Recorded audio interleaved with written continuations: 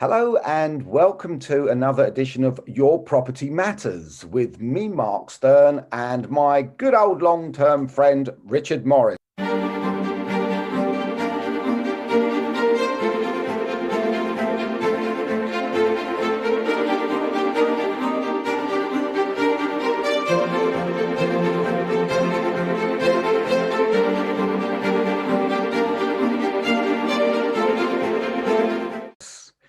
Good afternoon. How are you, Mark? Yeah, I'm all right, thanks. How are you? Yeah, good, thank you. All good. So, Richard and I have known each other now probably for about 10 years, both in the same industry. We are both real estate agents. And today, what we're going to do is have a chat to you using our experience, but Richard's experience mainly on this one.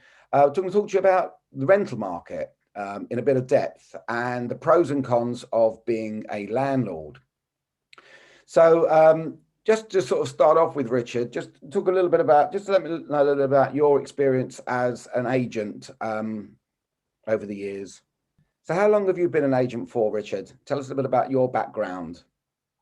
So I came into the business 37 odd years ago.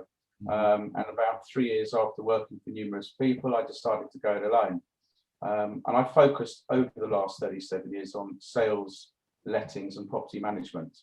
And I've seen a lot of changes in the market, some good, some bad. So I've noticed a change in the market over the years, up, down, and basically the biggest change is compliance. Right. Prices will go up, prices will come down, but compliance and quality of rentals, I think, has become the biggest factor now. If somebody came to you and said to you, look, I've never done this before, and I want to buy myself an investment property right at the very beginning, a brand new landlord, what sort of advice would you give them to begin with? Start off slowly and very carefully. Right. Don't put all your inheritance or all your money into one big property.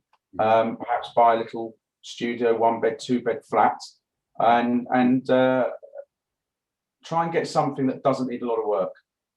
Yeah. I find that actually, I mean, we will find that people come to us and say, oh yeah, I want to get something. I don't care if I have to do it up and do this and do that to it. But it's complex enough just to be a landlord and attract a good tenant in any case, isn't it? Yes, you've got good and bad tenants out there, and unfortunately, the government seem to protect the tenants more than the landlords. But I think that's a whole different discussion. Yeah, it is, isn't it? But as a landlord, you do need to be very careful. So I would always advise, buy what you can afford. Yeah. Buy something that's near to transport.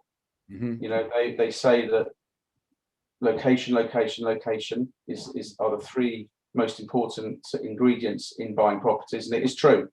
So it might change now, though. It might change now based on just based on where we are with with lockdown and people now. I mean, I'm finding central London is nowhere near as attractive as the suburbs. So therefore, they're not looking to commute as much. Maybe transport. I don't know what your thoughts are, but it may be that it's not as attractive. I think, bearing in mind, hopefully we're not going to be in this situation forever. Yeah. That the world does go back to relative normality. But assuming we do, I think being near some form of transport, I think that is important because not everyone has the luxury of owning a car. So I think transport does play a role in where you buy your first investment. You want to get it right. Yeah. So try and tick as many boxes as possible. Affordability, location, and condition. And keep your life simple. Don't buy something that's going to give you complications and cost you a lot of money. People have always asked me this question over the years. Like they say to me, well, should I buy a house or should I buy a flat? And I always struggle to think of what's better or what's not. I can see the fors and againsts. Yes. Most people will buy flats. Yeah. Because they're more affordable. But, and I'm listening to myself talking to my kids, and who want to get on the ladder and start investing in property. And I've said to them, if you can, buy a freehold house, because you're in control. You're not dependent on a freeholder who's going to want to keep the block in good condition and might up the service charges, etc. Yes, you've still got to spend money on a freehold house, but you're in control. But what comes along with that is the fact that it will cost you more money. However, the flip side to that is, if because of transport links that are growing and growing and making places more accessible and quicker, you could look further afield where property prices aren't as high as being in London and coming south. There's no harm in buying a property as an investment in Birmingham or Manchester, etc. Yeah. It all comes down to just finding what you're comfortable with. I think that, do you not think that people would want to be closer, physically closer to their property? There is that, but I take the view that as long as I'm within an hour's drive. Yeah. What's an hour's drive? Yeah, absolutely. No, I completely get that.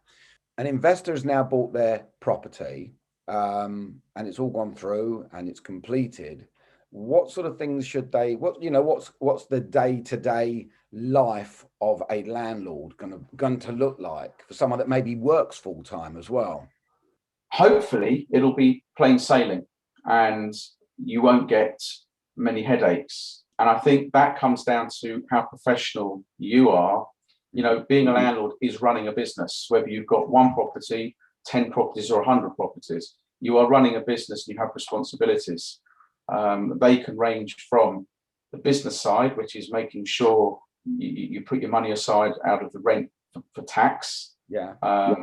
For making sure you've got a reserve fund if there's a void period when there's no rent coming in, so you can pay the mortgage, assuming you have a mortgage, and also putting money aside that you will, whether it's a rental property or property you live in, you will have times where the tap needs replacing or there's been a small leak, and you are going to need to find money to get that fixed.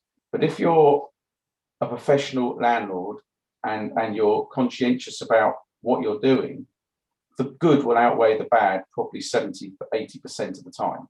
So the day-to-day life of a landlord shouldn't be that much of a headache. Again, it's how you conduct yourself and keeping that good relationship with your tenants. Okay, so speaking about tenants then, so how do you find a good tenant? Well, there's two ways. A lot of people will try and do it themselves. Yeah. I'm a lettings agent as well as a sales agent. And to be honest with you, I think if you're not familiar with the industry, you're taking a gamble, because I don't know if you'll know what to look for in a good tenant, and you may accidentally get a bad tenant. So it is worth paying a professional to do the references, check the tenant out, make sure that everything they've told you is factual.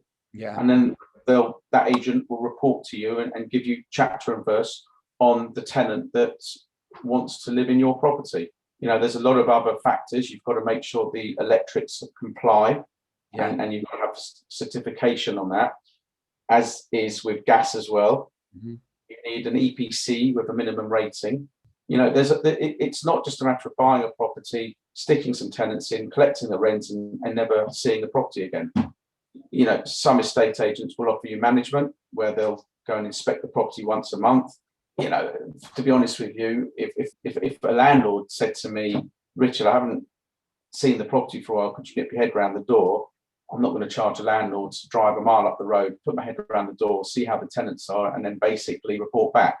I think that comes down to level of service. There's management and there's management, but you've just got to build relationships with the landlords and the tenants, and they have to build a relationship as well.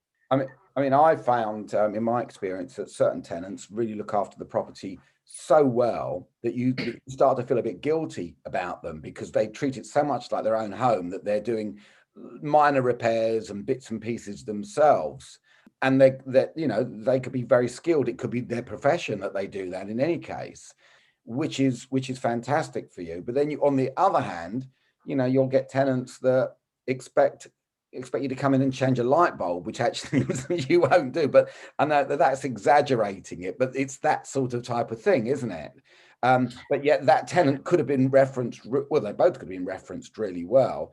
But it's just people. It's people are people, and I think that when you're dealing with people, some are going to be very easygoing and very laid back, and some are going to be a lot more demanding, aren't they? Yeah, and I think a tenant can move in with the most glowing references and be the most amazing personal couple or family. Mm-hmm. But life is life, and everyone has their own personal problems going on. Circumstances change. Yeah. And it's called survival. So what could start off as a wonderful relationship, landlord to tenant, can sometimes end up being awful. So there's an element of risk, but there's an element of risk in anything you do in business. Yeah. If you're a conscientious, caring, professional landlord, you should not have a problem. So I think it's all about communication. If you communicate well and in a positive manner with your tenants, most of the time you won't have a problem. Yeah. But nothing's written in stone. No, absolutely. I completely agree with you there. So coming away from tenants then, and let's getting back into landlords themselves. Do you think it's a good time to buy at the moment as an investor, where we are right now? There's never a good or bad time to buy. It's all down to your personal situation. Right now, even with what's going on in the world, demand is very high. Yeah. There are a lot of people buying. There's a lot of tenants out there.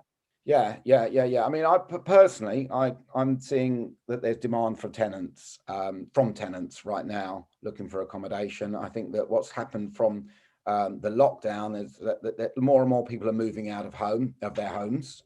My sons are looking to move on with their lives, and I think, having best part of a year, well, it's a year now, but it probably end up being a year and a half without being able to get out and do what you're used to doing, and being stuck in with your family.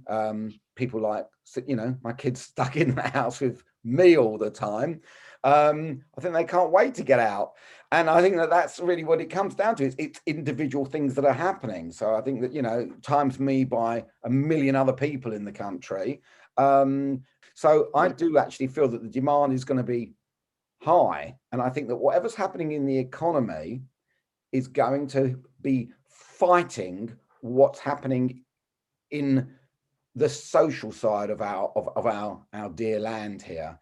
And, I think that people still want to get on with their lives, and therefore property will still keep selling and property will still keep renting. And as you say, it's better to tie your money up in bricks and mortar than sitting in a bank account.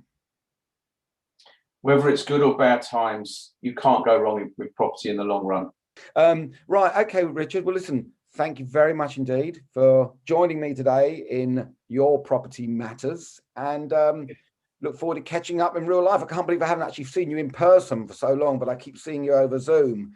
So, and if anybody, obviously you've got your phone number behind you. If anyone wants to talk to you about lettings or talk to me about lettings or sales or property, please feel free to give either one of us a call. We're always be happy to chat about stuff that we know about. Okay. Always happy to help. Always happy to help. Thanks, Em. Take care, Mark. Wish you well. All the best.